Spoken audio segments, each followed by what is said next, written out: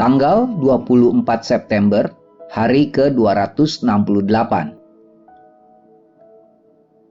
Bacaan Sakaria pasal 3 dan 4. Penglihatan mengenai imam dan pohon zaitun.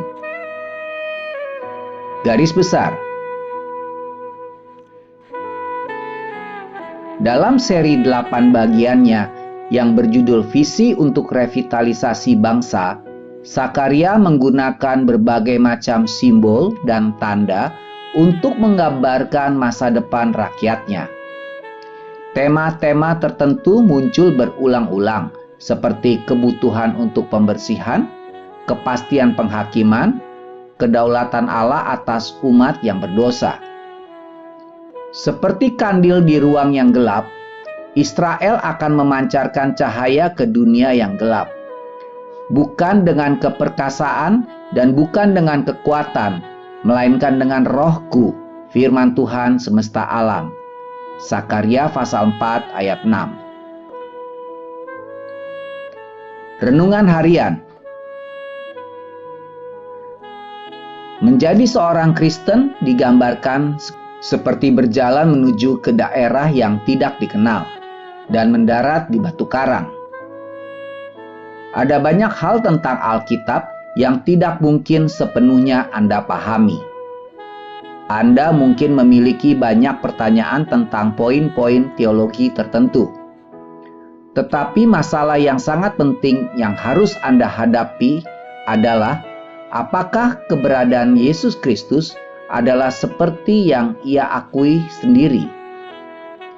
Anda dapat menerima pernyataannya sebagai Mesias, seperti yang banyak didukung oleh banyak nubuat spesifik dalam Sakaria, atau Anda akan menolaknya. Yang jelas, Anda tidak bisa berdiri di atas kedua posisi tersebut. Apa yang akan Anda lakukan dengan Tuhan Yesus hari ini? Orang yang memaksakan diri untuk melihat dengan jelas terlebih dahulu sebelum dia memutuskan, tidak akan pernah mengambil keputusan. Pendalaman. Mesias di dalam kitab Sakaria. Sakaria pasal 3 ayat 8. Kecuali Nabi Yesaya, tidak ada kitab dalam Perjanjian Lama yang berisi nubuatan yang lebih spesifik mengenai Mesias yang akan datang daripada Sakaria. Anda mungkin ingin menandai bagian-bagian berikut untuk referensi cepat Anda. Sakaria pasal 3 ayat 8 menggambarkan Mesias sebagai hamba. Markus pasal 10 ayat 45. Sakaria pasal 6 ayat 13 menggambarkan Mesias sebagai imam. Ibrani pasal 6 ayat 20 sampai Ibrani pasal 7 ayat 1. Sakaria pasal 6 ayat 13 dan Sakaria pasal 9 ayat 9 sampai 10 menggambarkan Mesias sebagai raja. Matius pasal 21 ayat 4 dan 5. Sakaria pasal 11 ayat 12 dan 13 menggambarkan Mesias yang akan dikhianati. Matius pasal 27 ayat 5 sampai 10. Sakaria pasal 12 ayat 10 menggambarkan Mesias yang akan ditikam. Yohanes pasal 19 ayat 34 dan 37. Sakaria pasal 13 ayat 1 menggambarkan Mesias sebagai mata air kehidupan. Wahyu pasal 21 ayat 6. Sakaria pasal 13 ayat 7 menggambarkan Mesias sebagai gembala. Yohanes pasal 10 ayat 11. Sakaria pasal 13 ayat 7 sampai 9 menggambarkan Mesias sebagai Tuhan. Yohanes pasal 1 ayat 1.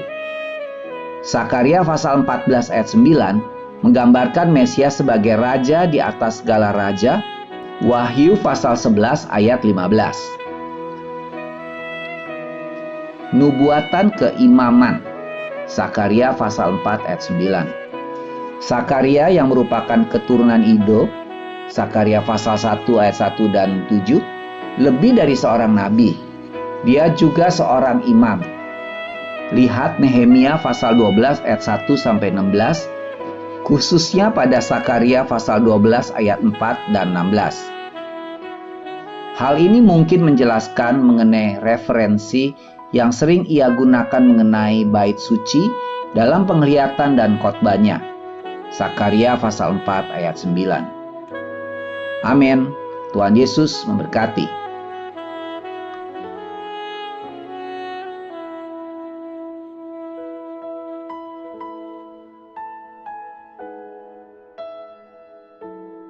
Zakaria pasal 3. Penglihatan keempat, Imam Besar Yosua.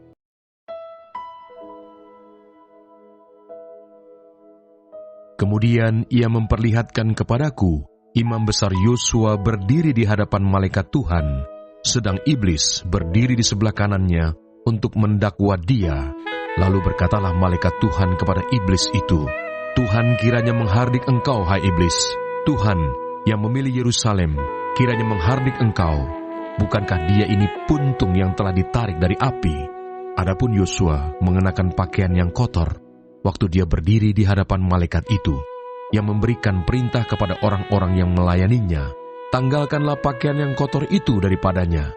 Dan kepada Yosua ia berkata, lihat, dengan ini aku telah menjauhkan kesalahanmu daripadamu. Aku akan mengenakan kepadamu pakaian pesta. Kemudian ia berkata, taruhlah serban tahir pada kepalanya. Maka mereka menaruh serban tahir pada kepalanya dan mengenakan pakaian kepadanya, sedang malaikat Tuhan berdiri di situ. Lalu malaikat Tuhan itu memberi jaminan kepada Yosua, katanya, beginilah firman Tuhan semesta alam. Apabila engkau hidup menurut jalan yang kutunjukkan dan melakukan tugas yang kuberikan kepadamu, maka engkau akan memerintah rumahku dan mengurus pelataranku, dan aku akan mengizinkan engkau masuk ke antara mereka yang berdiri melayani di sini.